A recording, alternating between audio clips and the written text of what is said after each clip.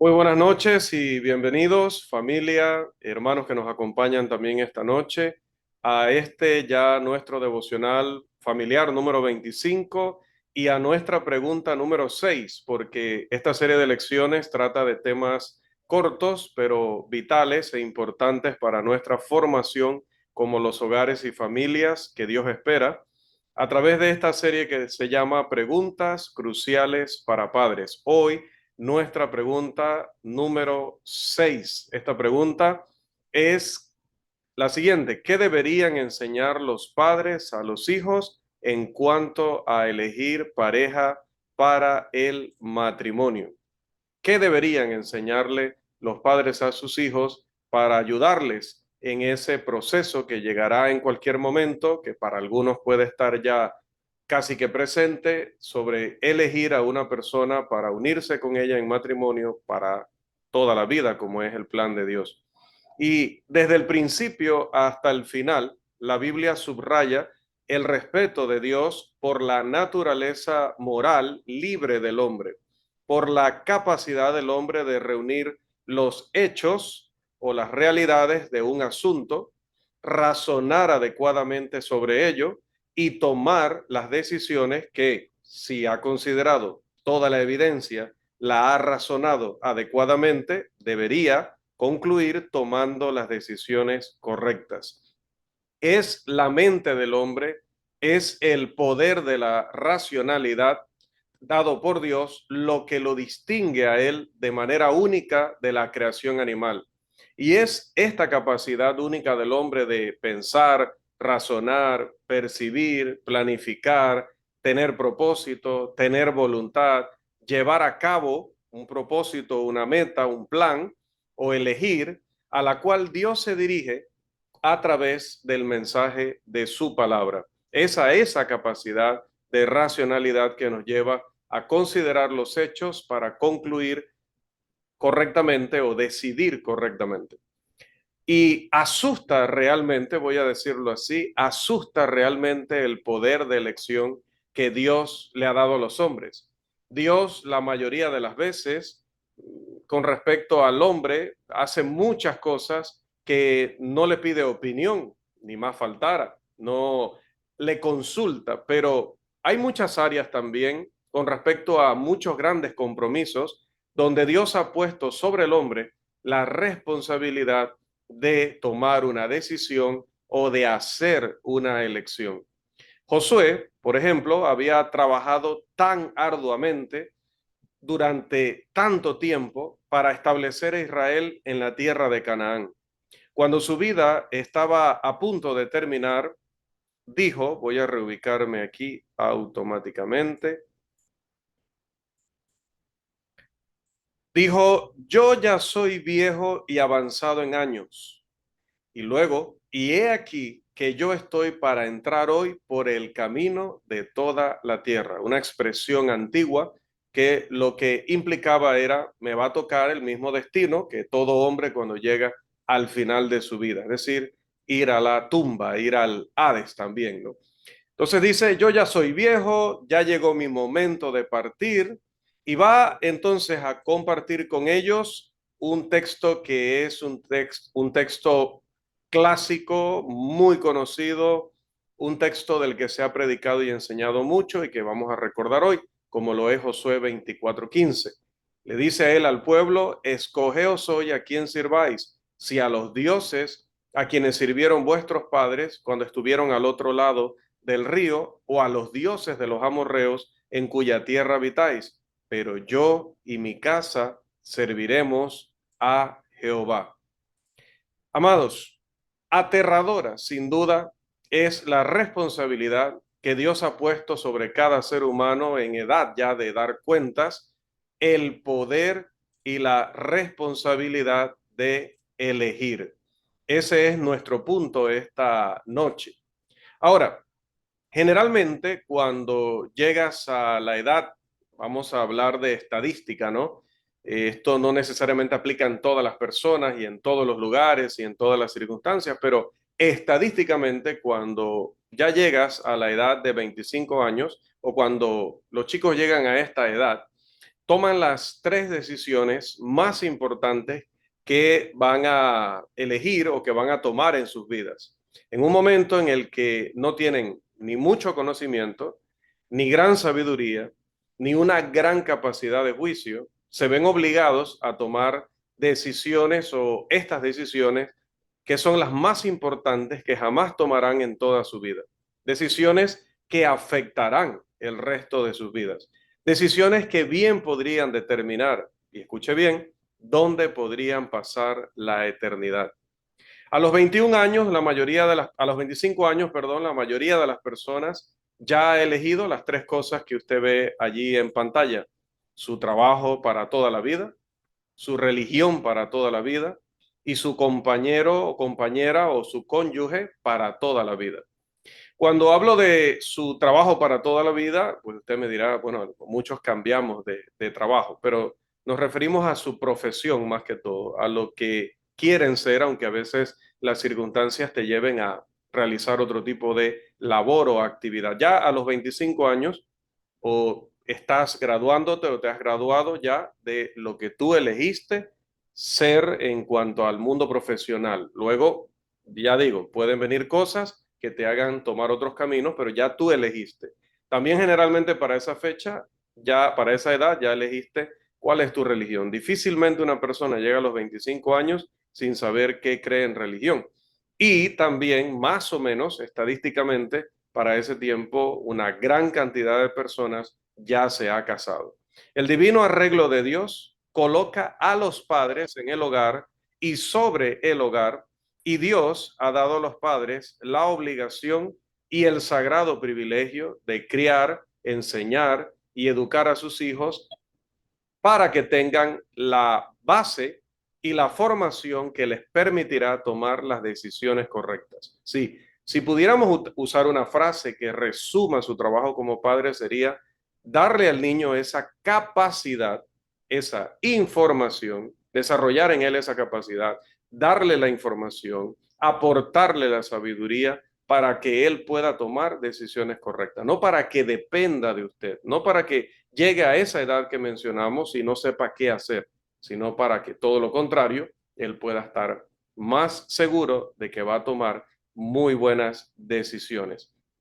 La inspiración bíblica nos dice en un texto que aquí hemos repetido incansablemente y bueno, quizá el propósito sea que lo aprendamos, que lo memoricemos. Y este es Efesios capítulo 6, versículo 4. El texto dice: y vosotros padres no provoquéis a ira a vuestros hijos, sino criadlos en disciplina y amonestación del Señor.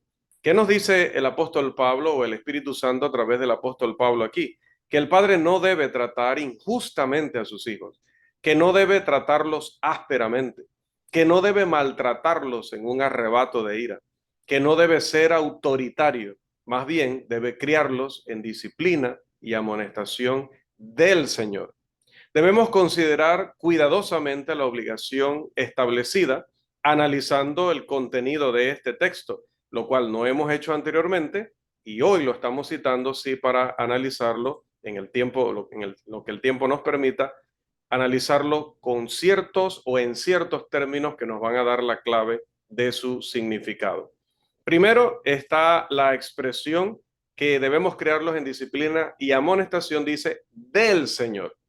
Y esta expresión del Señor indica de manera contundente la preocupación que el Señor tiene. Recuerde que cuando nos referimos al Señor, preocupación significa interés, no ansiedad, ¿no? La preocupación que el Señor tiene por la educación de nuestros hijos. De hecho, el Señor mismo quiere ser el maestro. La disciplina y amonestación, no de Rolando Rovira, la disciplina y amonestación, no de Irving Mendoza, la disciplina y amonestación, no de José Morales, sino dice del Señor. Y Él quiere usar a los padres o al padre como medio o instrumento para enseñar a los hijos. El otro término importante que hay en este texto es el término en. Se utiliza hablando aquí ya en lenguaje de gramática del idioma original en que el Espíritu Santo revela este texto, Se utiliza con dos sustantivos en el caso locativo. ¿Eso qué significa en español cristiano? Dijo alguien. Que si representamos lo que significan estos dos términos, estos dos sustantivos, disciplina y el término amonestación, unidos con esa preposición en, lo veríamos, como aquí está en pantalla, como un círculo, ¿sí? Un círculo donde nos muestra el tipo de educación que el Señor desea y que está implicado con esas dos palabras. Entonces, la instrucción es criadlos dentro de los límites de ese curso, de ese círculo, perdón.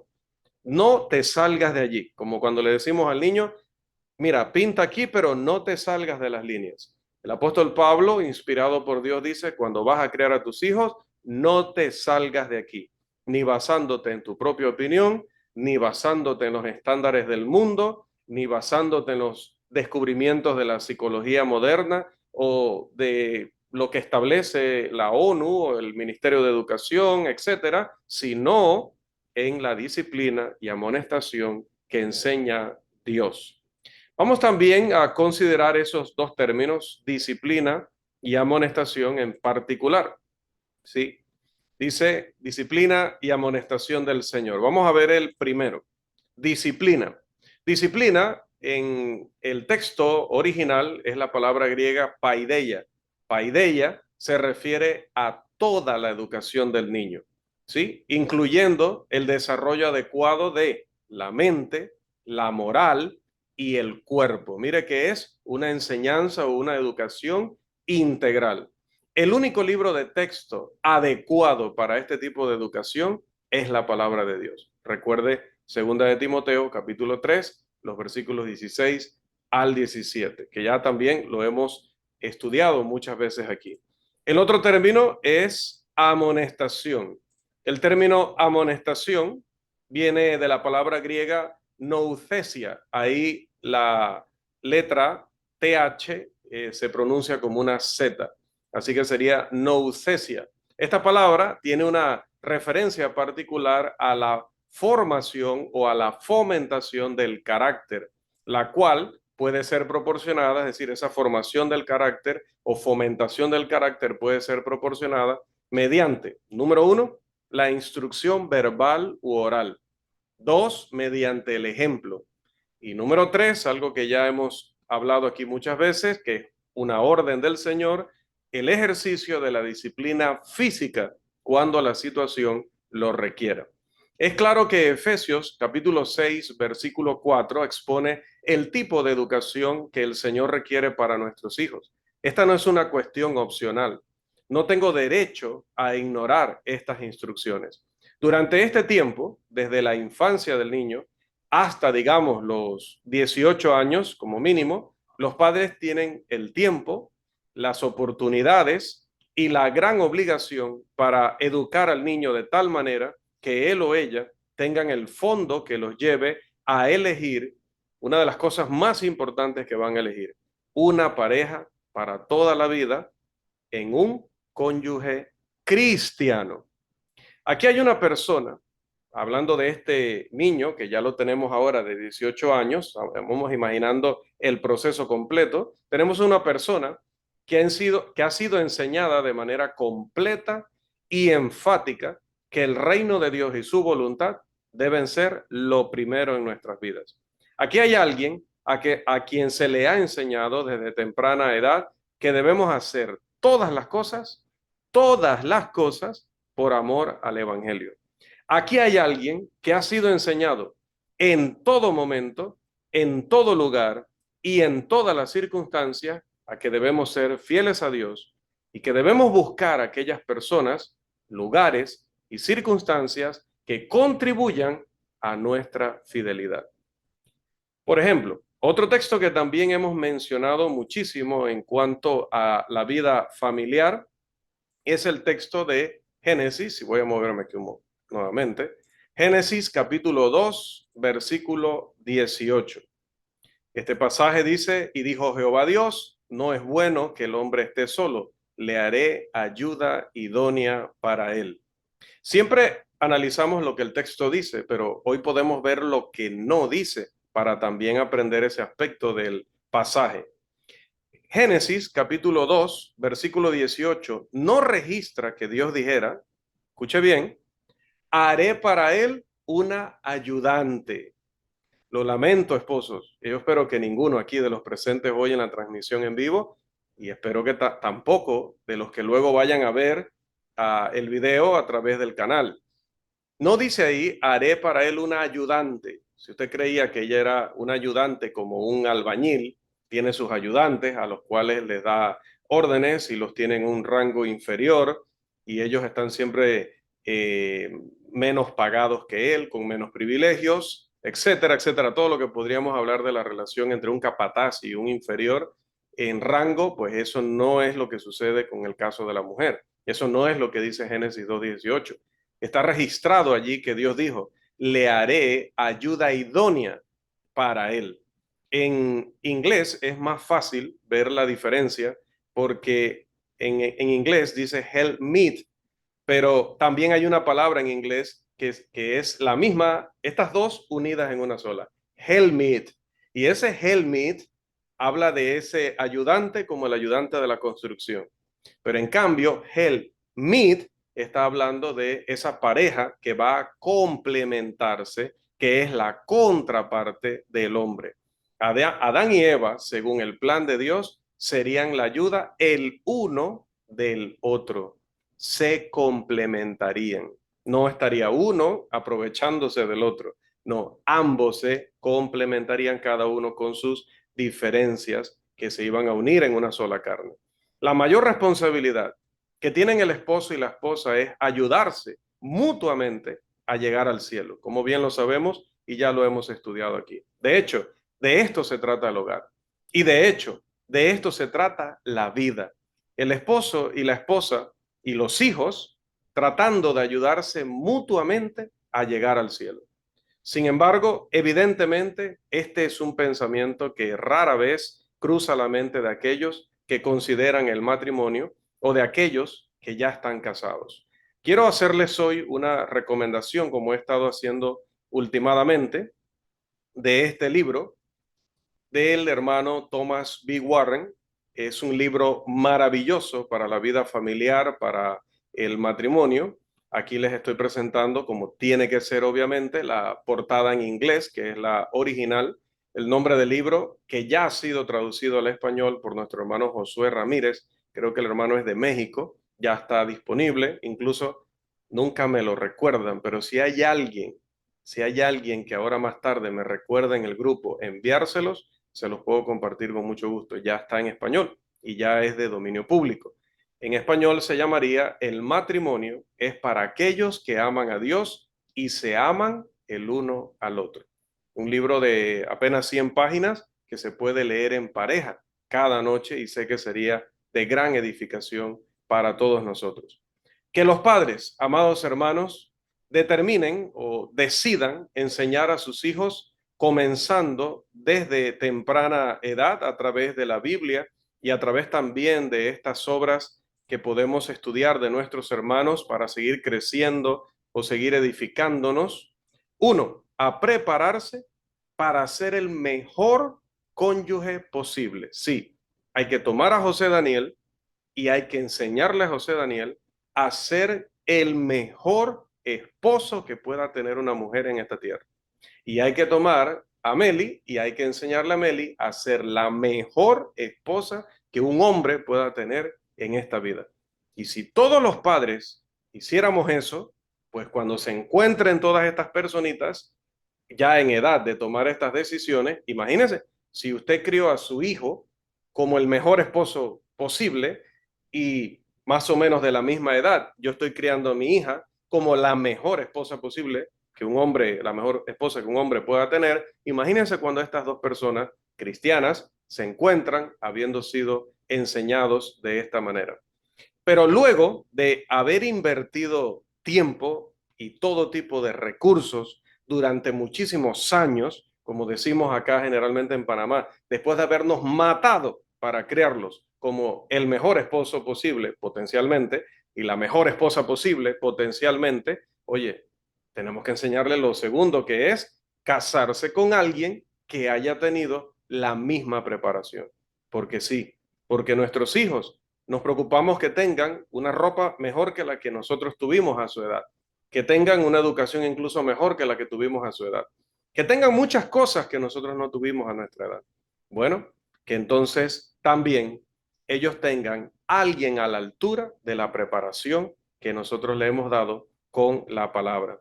Es absolutamente absurdo pasar tantos años preparándose para ser un buen cónyuge cristiano y luego casarse con alguien que es cristiano pero no ha hecho esta preparación, o peor, que ni siquiera ha obedecido el evangelio.